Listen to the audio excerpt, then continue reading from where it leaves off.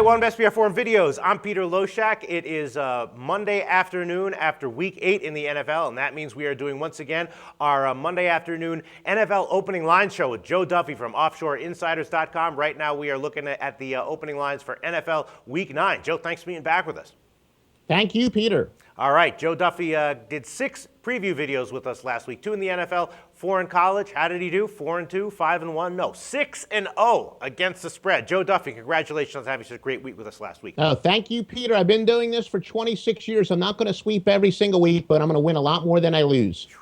6-0, Joe Duffy. Very impressive. All right, let's get into the openers this week. Now, I've got my notes here. I've got a lot of sides that I'm saying definitely public side, definitely public side. I have a note, sharp sides, not sure really. So let's run down the sides that I know are going to be big public sides. One of them has got to be the Saints over the Jets, right? The Saints came back off of their bye, looked great, got an easy win and cover. The Jets got blown out by Cincinnati, and I just think the public loves to, you can feel it. They want to bet against the Jets very quickly, even if the Jets string together a couple of decent games. If they have one dud, you know they're going to bet against them, especially when going up against a team like New Orleans. That's going to be a big public side, right? No question about it. In fact, they've already bet that, but the metrics that I use says they're going to continue to bet New Orleans, and if anything, this will go up. I wouldn't be surprised if it's like 6.5 minus 120 at kickoff. Yeah, absolutely. I have a note there. I'm saying it might go up to 7 by kickoff, driven by public action. The question is, will the sharps come in on the other side on the Jets? I'm not exactly sure. I suspect not. What do you think? No, in fact, I should have corrected myself. I should say it may not necessarily be 6.5 minus 120 at kickoff, but by kickoff. But I do think that it is quite possible the sharps will go against the squares because the Jets have played much better at home, and that's no shock. I've said time and time again, rookie quarterbacks, much more than veteran quarterbacks, going to play much better at home than they are on the road. And look, Geno Smith, he's had some awful outings this year, but he's rebounded with some decent ones. So, yeah, it's definitely going to be a public side on New Orleans, but it very well could be a sharp side closer to game time on the home underdog. And then another one, obvious big public play is going to be the Panthers. They're right now, they opened 7.5 over Atlanta. You know, Carolina rolling. Atlanta came back off the bye, looks absolutely disastrous. A lot of injuries on offense. Public's going to love Carolina minus 7.5, right? Yes, one of those where we overlapped, we had both a premium play and a free pick play was on Carolina last week. I think that was one of my free pick plays. Yes. But again, Cam Newton, he appears to be back. The Falcons are devastated by injuries. And yes, the public is going to be betting on Cam Newton. I think this might be a case where the public and the sharps are agreeing. But again, no argument there. You think the sharps won't come in on Atlanta plus 7.5? It feels like the kind of game they would, just like, like Cleveland and KC last week. Now, Cleveland KC, I think, is a little different. The reason that the sharps bet on Cleveland is because they had a quarterback who wasn't named Brandon Weeden. Right. Unless somehow the Falcons' injury report on Thursday or Friday gets shockingly positive, no, I don't think there will be a lot of sharp action on the Falcons unless the line, goes nuts and goes up to like 9.5 or 10, which I don't think it's going to quite go that high. All right, and then 2 other games. I'm sure these are classic NFL games and NFL lines. 2 big public favorite America's teams as big home favorites. Dallas minus 10.5 against Minnesota, and New England minus 7 against Pitt. Public's going to love Dallas and New England, right? You're right. Again, what do we like to say about quarterbacks like Tony Romo? We got 5 or 6 quarterbacks that we put in that category of predictably unpredictable. Mm-hmm. Heartbreaking loss yesterday.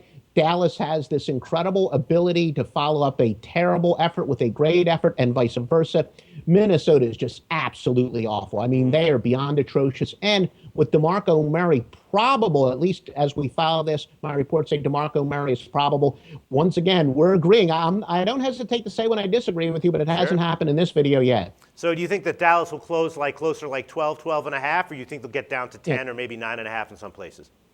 No, they will be betting Dallas. So I would say more likely the 12, 12.5 because it's not a key number, even maybe 13, which is kind of a semi-key number. Could go as high as 13. All right, and then suddenly maybe KC is suddenly becoming one of these public plays. Now they're just a 3-point road favorite at Buffalo on the opening line, and, they're undefeated. I'm thinking maybe it's time for the public to start falling in love with KC. What do you think?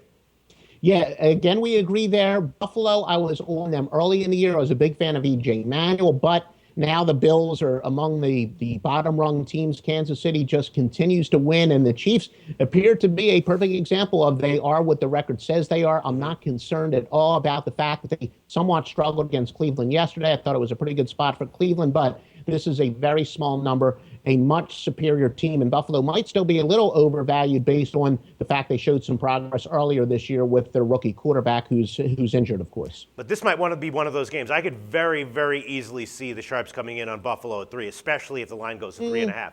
No? Yeah, I really don't think so because, like I said, I don't think the Sharps are going to bet on a team with a very mediocre quarterback at best. But yeah, if it goes up to 3.5, look, 3.5 and 3, the Sharps love they know how valuable a half a point is there. So there could be some line manipulation. You know, the Billy Waters group, this might be a perfect game for them to manipulate the line just a little bit, but that's a whole nother, and that's where Brett probably has a little more knowledge as far as sharp moves, line manipulation, and square moves. But this is a pretty interesting game. But no, I don't think that the Sharps are going to bet on the home underdog here. All right, those are all the sides that I identified as, obvious public sides, and you definitely agreed with them. Sharp sides, though, couldn't really quite tell. What side jumps out at you on the whole card, if you had to pick one that might wind up being a sharp favored side here? Well, as far as specifically a side, I don't know if I really have one that screams out. I do think, as far as a total is concerned, the Sharps will bet the Indianapolis-Houston game over with Case Keenum in there. If you looked, again, I've always said that ESPN, with their stats, they do a great job breaking it down. Houston is showing more confidence throwing downfield with Case Keenum in there. We know that Indianapolis has one heck of a quarterback. So if I'm allowed to kind of change your question to a side or a total, I would say the Houston game over the total will be where the sharp money is going to come in. You think so? That strikes me as the kind of thing that the public would do, and that the Sharps might be attracted to kind of the under, especially at 45. Yeah, I don't know if the public itself is going to be in love with Case Keenum. I don't know if the public is going to look at those numbers that says that Houston is starting to open it up with Keenum. But yeah, maybe they will agree, but I do think the Sharps are going to bet that game over the total. All right, but as far as, maybe predicting the biggest line moves, what would you say? Would you say maybe Dallas moves to like 12, 12.5, and New Orleans moves to like 6.5 or 7? Yeah, I definitely think as awful as Minnesota has been, and I think the public knows that the Cowboys are pretty good at bouncing back, so I would say the Dallas Cowboys will probably be the biggest overall line move as far as the lines that are widely available as we record this. Okay, great call. Once again, Joe Duffy from OffshoreInsiders.com. Thanks so much. Talk to you again very soon.